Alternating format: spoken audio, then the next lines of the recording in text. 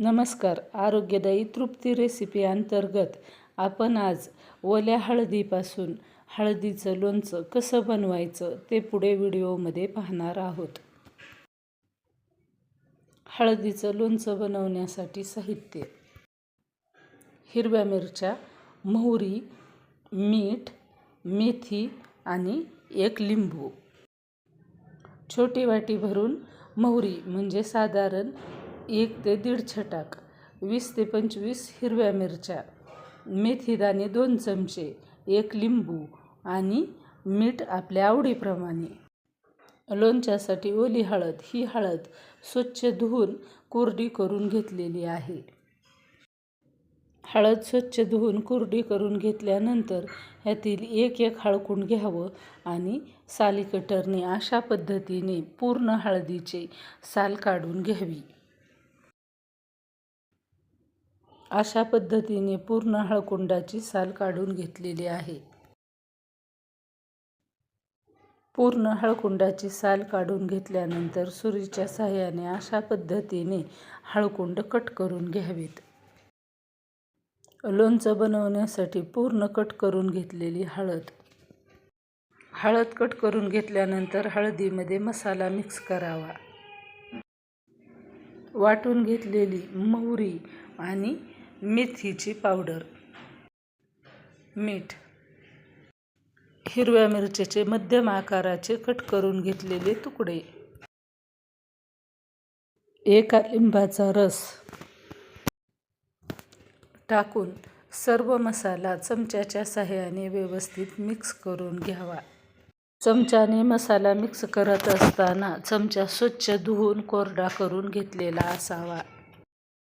चमचा स्वच्छ धुवून कोरडा करून घ्यावा, कारण जर लोणच्यामध्ये थोडंसं जरी पाणी गेलं तरी लोणचं खराब होण्याची शक्यता असते. म्हणून लोणचं व्यवस्थित मिक्स करून घेतल्यानंतर लोणच्यामध्ये घालण्यासाठी तेल गरम करून घ्यावे.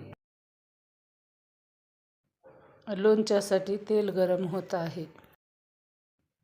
तेल गरम झालेलं आहे. आता आपण गॅस बंद करून घेऊ. गरम केलेलं तेल आपण थंड करून घेऊ आणि नंतरच लोणच्यामध्ये टाकू.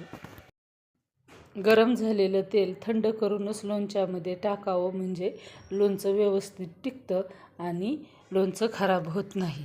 आता तेल थंड झालेलं आहे. आता ते आपण लोणच्यामध्ये टाकून व्यवस्थित मिक्स करून घेऊ.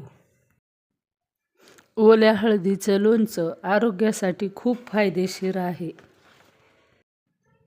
शरीराची रोगप्रतिकारक शक्ती वाढवते, पचनक्रिया सुधारते, सूज कमी करते आणि यकृत डिटॉक्स करते. हिवाळ्यात सांधेदुखी कमी करण्यासाठी, त्वचा उजळण्यासाठी आणि संसर्गापासून वाचण्यासाठी ओल्या हळदीचे सेवन करणे एकदमच उत्तम. ओल्या हळदीच्या सेवनाने रक्त शुद्ध होते आणि नियमित सेवन केल्याने त्वचेवरील पिंपल्स कमी होऊन त्वचा चमकदार बनते. ओल्या हळदीच्या सेवनाने शरीरातील खराब कोलेस्ट्रॉल कमी होण्यास मदत होते, त्यामुळे हृदय निरोगी राहते. म्हणून आपण सर्वांनी ओल्या हळदीचे सेवन करणे गरजेचे आहे. सर्वसाधारणपणे विचार केला तर हळदीचे सेवन आरोग्यदायी आहे. जर तुम्हाला ओल्या हळदीपासून लोणचं घालण्याची पद्धत आवडली तर चॅनलला लाईक, शेअर, सबस्क्राईब करायला विसरू नका.